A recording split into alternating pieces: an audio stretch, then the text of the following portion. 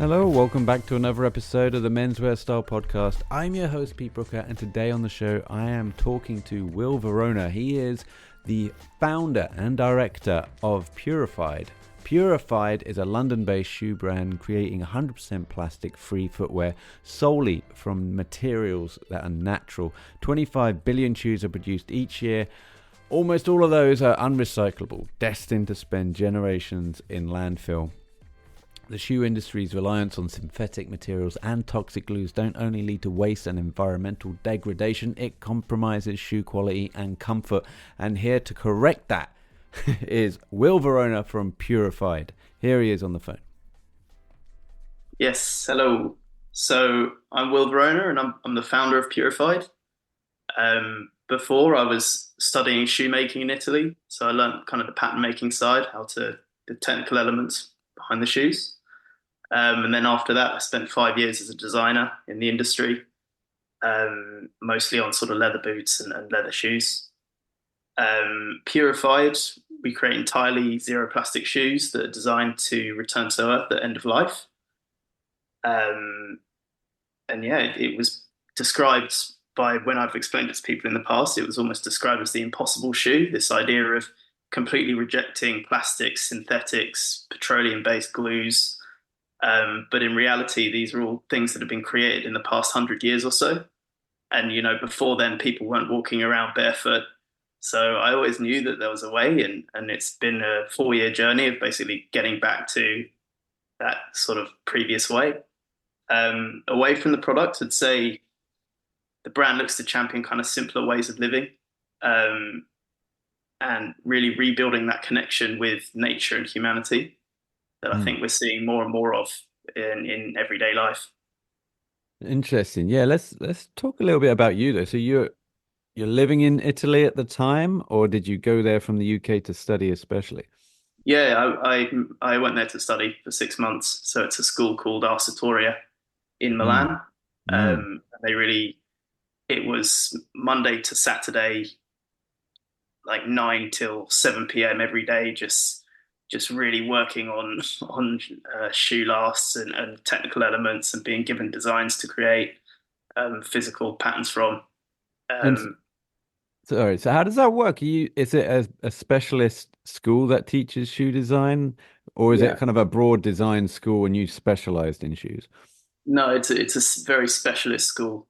Ah, Um, interesting. I mean, they do other courses as well, but I think around bags and probably they do some elements around the actual designing the shoes, but it's more the technical side that I went for. Um, and yeah, it was just learning, kind of almost learning with your hands more than more than anything else, and just getting that kind of feeling and understanding,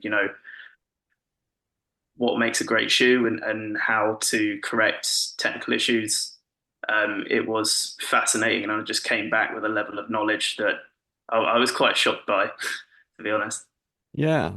And so 6 months out there, do you do you learn Italian there and do you go to the factories? Do they teach you at factories? How does it work?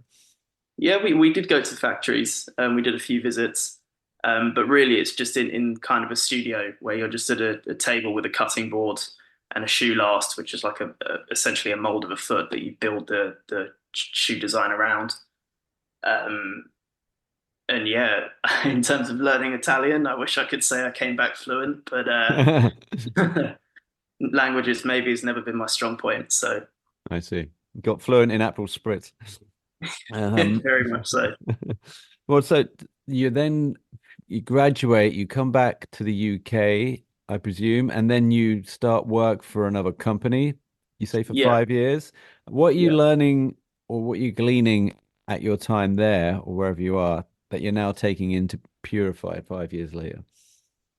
So for me, it was just a fascination, I guess, around in Italy. I was learning lots of different, we call it constructions, like lots of different ways of building the shoe. And I really became fascinated with kind of all these historical constructions that were probably less associated or less used in the industry currently. I think everything in the industry at the moment has been designed to be easy to make, quick to make, because effectively it helps the bottom line. But I was always really interested in bringing back that idea of crafted and sort of those historical things. So I've definitely always tried to take that forward. Mm. I think Purified has really pushed that to the next level. And so with Purified on your website, I just saw the trainers, right? So we're starting with a trainer. Were you tempted to go into dress shoes at any point first, or is this always going to be the first launch for you? It's an interesting one. I did feel that there was perhaps more of a desire out there at the moment for sustainable trainers. So I was keen to launch with the trainer, but I'm by no means shut off by attempting other categories. And I think there's a huge demand out there as well for entirely zero plastic formal shoes. Maybe I would perhaps lead to a more casual range, like suede, sorry, plant-based suede, like a Clark's Wallaby, for instance, something like that. Mm. Those more casual shoes that you can wear. Mm. Um, we're really Awesome. keen to create everyday shoes for multiple purposes. The great thing about the Purified trainers, you could wear them on a day at the beach, but you could also wear them to the office. And that's always something I'm really keen to stick by. Interesting. And so you said you went to Sri Lanka and you saw a load of landfill out there and you thought, I've got to clean all this up and put it through a big Bertha machine and get some trainers out on the other side. So how long did the process take from like Yeah. conception to execution? So yeah, that's not quite. So I was working a lot in Sri Lanka, visiting one specific factory, and every day I would drive past this landfill site that the locals actually call Trash Mountain. Oh God. Um, and it just shocked me. I mean, the first time I drove past it, it was so big. It's quite a relatively flat area, and you've just got this massive, essentially hill. I was like, how does that happen? What's that doing there? And then someone explained it to me, like that's that's landfill. And I just couldn't fathom it was 50 meters high, and Mm. it got so big there was eventually a landslide into a village, and a lot of people got hurt, houses got damaged, and I sort of took away and you realize as designing shoes in the current form, there's no consideration for that end of life. Like this is where they go, and I just didn't really want to be a part of that any longer. Mm. Mm. So it was kind of coming away from that and thinking, well, how do we almost redesign a system to ensure that this kind of thing doesn't happen? Because it's not just obviously the landslide is quite a direct impact, but also you've got things like leaching microplastics that invade all kinds of ecosystems, damaging the soil, damaging the sea life, but also we've found, and there's been more and more studies that it impacts human health. Mm. So yeah, the idea was to completely reject these plastics, and it was a 4-year journey in the end um, to create a shoe that had no plastic. And what are the obstacles aside from, I guess, the obvious of just going to normal producers and factory lines and just showing them designs and them coming back? You have to, I assume, go to those guys, as in your manufacturers, and say, look, this is the idea I have. How is it achievable? And what is their reply to that? Yeah, so it was an interesting one. I think when I first what decided this is what I want to do, I went to the industry, I went to sourcing fairs, and I was very specific with what I was looking for because it had to have no plastic. But when I went to the industry, it was like, oh, you want to do a sustainable shoe? Okay, cool. We've got recycled EVAs, which is obviously plastic. We've got fruit leathers that are backed with plastic, but the communication style is like, it's a leather made from peaches. I don't know. It became very apparent early on that to do this right, we were going to have to reject everything the industry offered and go down the route more of working with scientists and next gen material companies who they just had such a better understanding of what we were looking for. Um, and yeah, I guess that was a massive challenge immediately was just finding which ones were at a stage where they were ready to I think when I've seen worked with materials company in the past, I think they're keen to work initially with bag brands or accessories brands like wallets, small leather goods, Mm. but shoes because they have just such a greater requirement for durability, they're very hesitant. So we were limited there as well. Like there are only a few that could offer at this stage.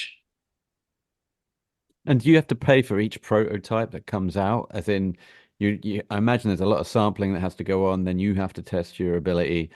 Mm. Not everything works first time round. So how does it work with the financing area of this?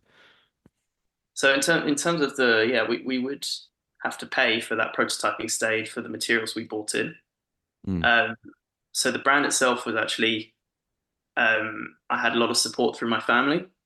Um, I come from a generation of shoemakers. I think my great grandfather even was a shoemaker. But my dad has 40 years of experience, and I think I wrote up this concept of zero plastic shoes during COVID, just because I had so much time with all the factories being closed. And when I took it to him, he just thought, yeah, this feels really fresh and new, and it's just a whole it is just a rejection of everything that he's done in 40 years. So he mm, was really keen to learn more and support. So we had some help through his brand as almost like a parent company, mostly in terms of managing the back end, building the website, managing stock. And obviously he has 40 years of contacts of people, of um, technical leads, manufacturers globally, which was helpful when we were setting up in Portugal. mm. But the decisions around sourcing, production, creative, that was all myself. Can we say who the brand is? Uh, yeah, I suppose we can. Yeah, so Yeah. it's a London-based boot brand called Hudson. Uh-huh. Okay. Mm. And are they making in London or are they in Northampton like most shoe companies? Oh no, the shoes are again they're manufactured in Portugal. Oh, sorry. Okay. All right. Okay. So they Yeah, are yeah, in it's a Portugal. London-based sort of creative. I get you. But yeah, That must have been a real moment for your dad, seeing you go off to Italy and then come back with these ideas and then start on this journey and then finally bring it. I mean, like, also, you're actually showing somebody something like a dad can understand. As in, like, I guess most people that put like a PowerPoint presentation together or some kind of spreadsheet and go, I've worked on this formula for years, and they show it to the old man and they're like, yeah, whatever. It's like, but here is I think something yeah, palpable. It's in your hand. You can look at it. You can feel it. It's tactile. So that must have been, I imagine that was quite special for you and your dad. yeah, I think so. I've kind of been immersed to the shoemaking world since I was probably 4 years old. It's Mm, something I've almost always knew I was going into. Um, I think the Arcitoria studying in Italy was a huge aspect of that. I just think before I would have all these ideas, and it was like, okay, well, but realistically, you can't do this because X, Y, and Z. But I came back knowing exactly what you could do and what you can't do, and I could pick up a shoe and see something wrong with it, and I would know how to fix it. And that was amazing going into design because I think that's something that perhaps has been a little bit lost. When I've spoken to some other designers, they can make great drawings, they can come up with fantastic ideas, but when you're in the factory, the knowledge you learn there is just invaluable. And to be able to say, oh, there's a little bit there wrong in terms of how the leather is cut. If you do this, um, it'll be much better. mm. Just saves time as well. But yeah, right. I think when I presented sort of this concept, I had just put a lot of work into it, in terms of every aspect from the system of how it would work with a plant-based shoe, from building it to wear to end of life to like the marketing side to who would want the shoes. Mm, I'd put a lot of work in there, mm. and I think, yeah, it definitely was like a good moment presenting to obviously my dad. Like, yeah, this is what I think we should do. Yeah, it's nuts. So like you have the design and the education behind you to make the shoe, but then there's also right now we have the product, how do we get it out? And that's where I think a lot of people in your position, like founders of companies, startups, they fall by the wayside because they almost get so immersed with the product, fall in love with the product. They've made something great, but it's like now how do we get some eyeballs on this? How do we even begin to sell this? So how did you approach that side? As in, did you get some outside help or did you have, I mean, I know you got your dad to leverage maybe his Rolodex, but I imagine that's in the making side. How do we actually get the shoe out so people can see it? Yeah, that's something we've just done organically, and we've really just learned through doing ourselves. I mean, we've only just launched, and I was very protective of the concept before we got to this stage. So we've only really been talking about it for the past few weeks Mm. um, externally. It's something that I think we have to have a lot of control over. We have to be very careful. But yeah, it's exciting at the moment to be speaking to new people and working, starting to work with other people to get ideas out there and to kind of share the story. Yeah, I bet. I bet. So I was just thinking about when you were talking about landfill, and that I guess that's kind of the heartbeat of the brand, right? So we need to address this, not just in the shoe industry, but in our everyday life. And I was thinking because I was watching Back to the Future 2 the other night, and what was it the first one? But it's when Emmett Brown comes back in the DeLorean and he goes, "We got to go back to the future and we need fuel." So he goes through Marty's garbage and just puts like a load of crap, like from his dustbin, into the flux capacitor. I thought, huh, yeah, I guess that's what we all dreamed of. Like back in the day, was that by the year, and that's set like the future for that is set in 2015. So we're talking like 10 years ago nearly. And we're still nowhere near that, in my opinion. We're still nowhere near what the promises of the film industry showed us. Like we can just get our everyday garden waste and that will power our motors and then we'll just fly Yeah, off to work. I mean, I'm still waiting for that floating skateboard from Back to the The hoverboard. Yeah, we're getting closer. But no, I think in the industry there's a lot of talk around this idea of recycling and having these shoes that we can essentially create new shoes from entirely, and it's not done. I think 99% of all shoes will end up in landfill, and the 1% gets recycled Mm. or is recyclable, as some brands claim. To do that, you need every customer to send the shoes back. How many realistically are going to do that? And then how frequently can you recycle these shoes over and over and over again? I think it's unlikely that that can be done infinitely. So you're not really talking about a circular model. You're talking about a linear extension. So which is a step forward for sure, from no consideration whatsoever. Like I don't want to be too brutal, but for me, when I was trying to think of like, well, how do we fix this problem? Um, for me, the a lot of research is done into circular concepts, but the one that's always existed is this idea of natural circularity. If the materials you're using come from nature and you haven't made their structures more complex so they can be accepted back into nature at end of life, and then help promote the next phase of plant growth, that is a circular model. Is any of the bigger brands? I mean, I don't want you to, I guess you can name them if you like, but I'm just thinking you're doing this on a small scale, like a micro scale now Yeah. with Purified. But are you looking at any of the big brands, your marquee brands that are doing anything towards this or thinking about this? I think it's very difficult for them because to do what we've done, as a like an existing large scale brand, you would have to rip up and to do it properly, to completely change how you've done it, you would have to rip up your entire infrastructure and start again. I think there are big brands that have maybe come up with smaller, like they're trialing it, they're coming up with concepts that are maybe slightly similar, but in reality, I mean, it depends what your attitude is. You could say, they're trialing it so that they're going to implement it one day. For me, I feel it's more down the route of it's marketing for them, and they want to be a part of it, but they don't necessarily want to do it because they know that to actually do it at scale, it's going to be a loss making thing for them, at least for quite some time. So, Hmm.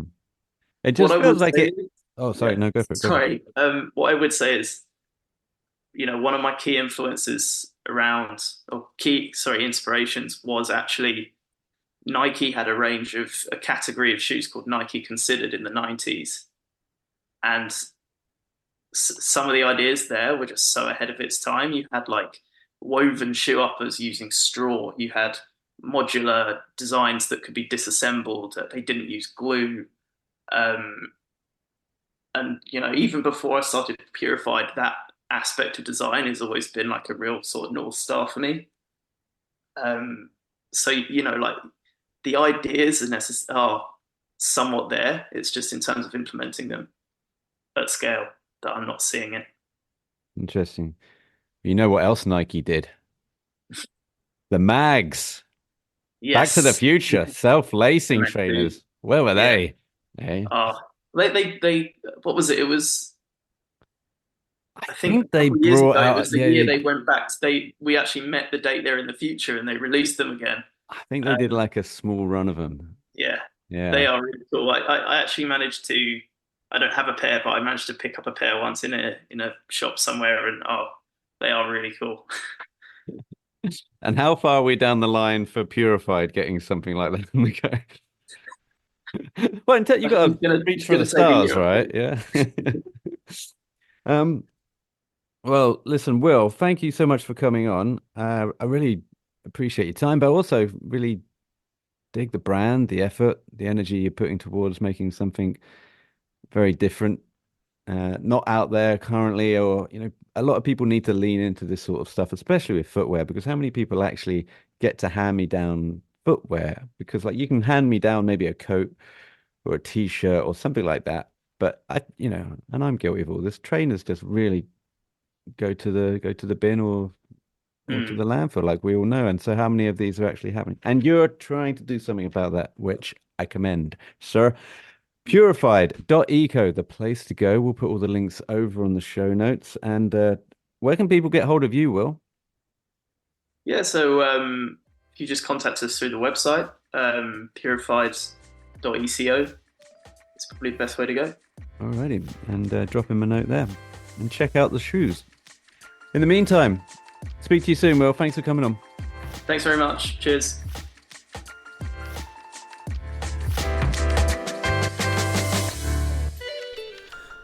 You've been listening to the Menswear Style podcast. Be sure to head over to menswearstyle.co.uk for more menswear content and email info@menswearstyle.co.uk if you would like to be a future guest on the show. Finally, please help support the show by leaving a review on iTunes or wherever you're listening to this podcast. Until next time.